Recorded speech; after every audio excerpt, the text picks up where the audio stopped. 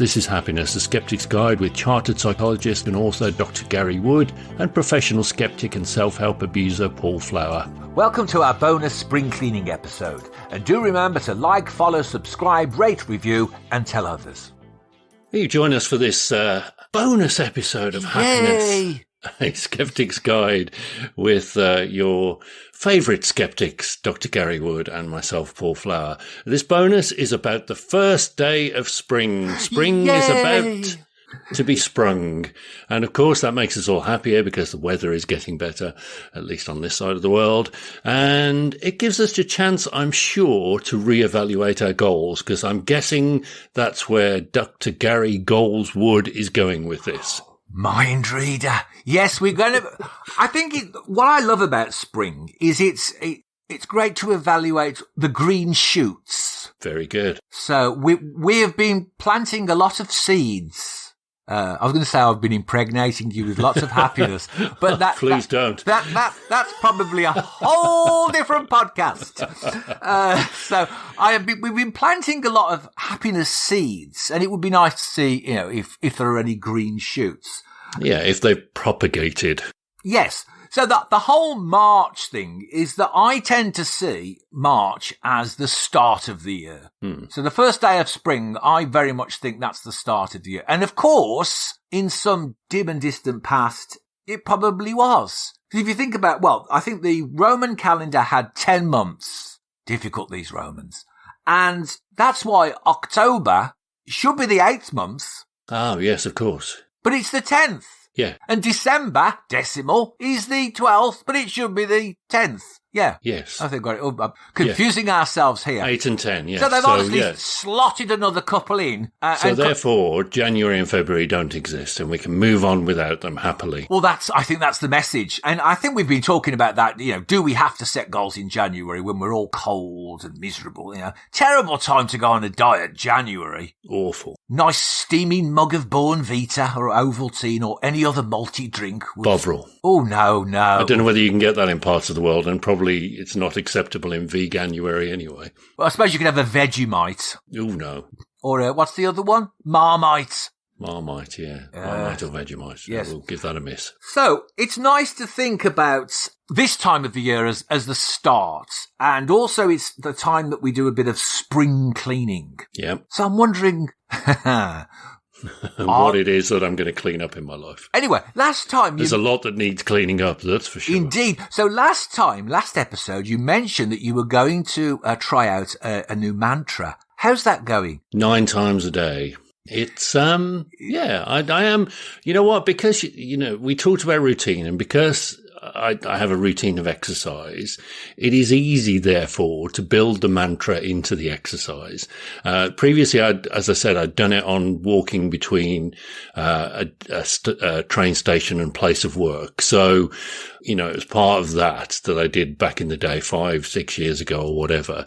So if I remember to make it part of the exercise routine, that I do it while I'm lifting weights, or I do it if I'm out on a walk, then I can do 9, not a problem whatsoever. Action, Paul Flower. Action. Action. It's all about the action. So, and I think this is very much the point, is if we're thinking of spring cleaning, is that what little things can you put into your routine? So I horrified a workshop once where I talked about Zen Ironing.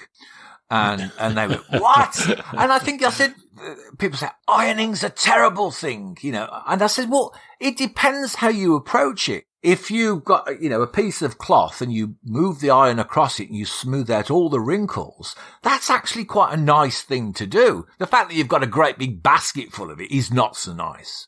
Yeah, and I think this kind of harkens back to one of my favourite quotes in this area, which is, if something is going wrong or something is upsetting you, if you can't change the thing, you have to change your attitude to the thing. So if you hate ironing, if you could find a more useful way of doing it, I tend to try and watch American football or UK football on the TV whilst ironing, and have adjusted the iron and the ironing board to be in the right position to be able to do that. Wonderful. So, I've made an adjustment to that to make it a slightly better thing. So I see where you're going with this. And ironing is also a good metaphor for how we can organize things. people usually look at me thinking, how the hell does he know this so much about ironing? If you look in the labels in clothes, they have dots. There's a 1 dot, a 2 dot, and 3 dot clothes. So the 1 dot is the cool iron, the 2 dots is the medium iron. Yes, you're looking in your pants. The 3 dots is the hot iron. So if you separate your clothes into 3 piles, 1 dot clothes, 2 dot clothes, 3 dot clothes, you can put your iron on the coolest setting. You can do all your 1 dots, and you can increase your setting. You can do the 2 dots, and then you can do your hot 3 dots.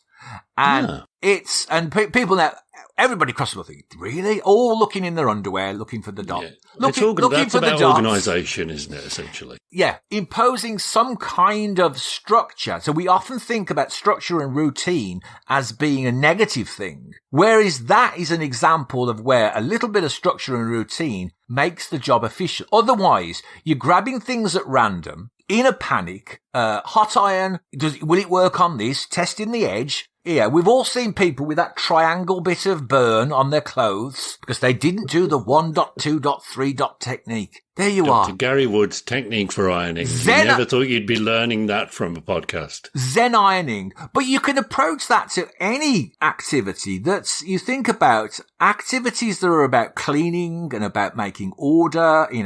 There's been lots of things written on feng shui. And people say, it's a load of old nonsense, feng shui. But if you look at what people do, people often do some feng shui things and they don't even know they're doing it. So they organize the room in such a way to neutralize corners. They put plants in the corner. They put a light in the corner. And these are all old feng shui principles. They do actually make some sense. But one of the most important tools, I think I mentioned last time, I didn't mention feng shui, but one of the most important tools is a broom. We sweep the path. You're back to your sweeping. You see, people sweep the leaves from the path. People, get rid of the snow. People like to do things that create some sense of order and pathways. So if you can think about anything in your life where you can apply that to happiness, how can you sweep in a bit of happiness or sweep out a bit of negativity? How can you put a few green shoots of happiness? That would be the Clear message. the debris of the day before and move on.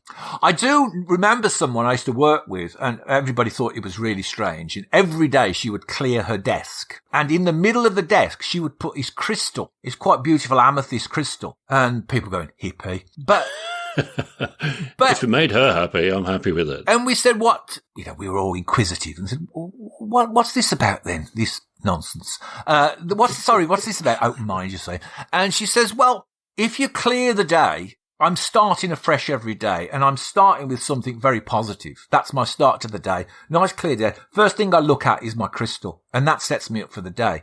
A similar thing is people who make their bed. They get out of bed and they make the bed. So you've got something to look forward to. You come back and there's a nicely made bed, rather than getting back into bed and then getting all tangled up in the whatever you've got, duvet sheets and stuff, and then getting your foot poking out. It's all hunched up one side, and then you swear and have to get out of bed, make the bed, and then you go to sleep in a kind of frustrated state, rather than you go to bed in a calm state. So any of these practices you can put in is you're actually doing yourself a favour. It's not an imposition.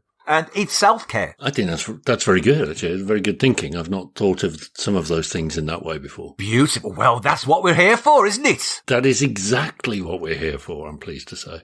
So, we're fulfilling our brief and briefs. What filling you are? Yeah, being as I sleep naked, I'm worried where you were going about with that poking out TMI, thing. Oh, no. Close your eyes, close your ears, viewers. You're the kind of guy who get out of his bed, iron the sheets, and then make the bed, I would imagine. Make the bed with carpentry tools as well, yes. Physically remake the bed every day. Now, I've got to admit, I have been converted to that making the bed thing. I used to just be, just leave it. And then slovenly. And then the amount of times I've got into the bed and I'm thinking, what is this? It's like a pile of ironing. And so, it's easier to actually do it. So any little thing, I'll give you another example, and this is my final one, is that throughout the pandemic, if I could say that one thing that got me through, it was a particular brand of porridge, and it was in a little sachet. It was called Perfect Blend, and it got seeds in and barley in it. And of a morning, I would think, I've got nothing to look forward to. And then I'd think, oh, porridge. And I could get straight up, I could make this porridge really quickly, and I could just enjoy it. Now, they've stopped making it, haven't they? Ah. So then I've lay in bed one grey, seasonal affective disordered day and thought, what's the point in getting up? No porridge to live for. So what I've done now is I've started to create my own blend. So I bought some seeds and stuff. And then I thought, but it's like I'm in Dr. Frankenstein's lab every morning measuring it out. And then I thought, why don't you do it in advance? Just once for the week. Well, I can't be doing with that. It's too much effort. Small effort. So with a night time, I just mix, I'm making myself a drink and then I just mix up my porridge, put it in a container, ready for the next day. And I thought, this won't work. Anyway, the next day I lay in bed and it was a grey sky and I thought, oh, grey sky. And I went, oh, porridge! And I got up. So it does work. These simple acts of self-care do work. So this is what we're talking about, self-care for spring. So spring into self-care. I'm up for that one. And is there anything while I've been speaking and going on at great length is in this as usual in this supposedly short bonus episode? Is there anything that's sprung to mind that you might? No, I think the weather's getting better, so you get yourself outside more. You indulge in nature a bit more, and that makes you happier as well. So there's a definite thing about spring, and this has been a thing about spring. There's a definite thing. Oh, dear me, it's just like having Sammy Khan or Stephen know who that is. Famous songwriter, look him up. All right, yeah, Cole Porter, Stephen Sondheim in the room. Wow. So there we have it. I can't think. That's about it, isn't it? Very much. Thank you for joining us today. This has been Happiness, a Skeptic's Guide. A thing about spring. Oh, where's me banjo? One of us has perfect pitch and the other one has no pitches to play on. We will hopefully see you next week, because this has been a bonus with some more happiness tips. And if you've enjoyed the program, we hope that you will subscribe, review, and rate wherever you listen to your podcast. Share it with a friend. That's always a good tip as well. Thank you. That was and is Happiness, a Skeptic's Guide, with Paul Flower and me, Gary Wood.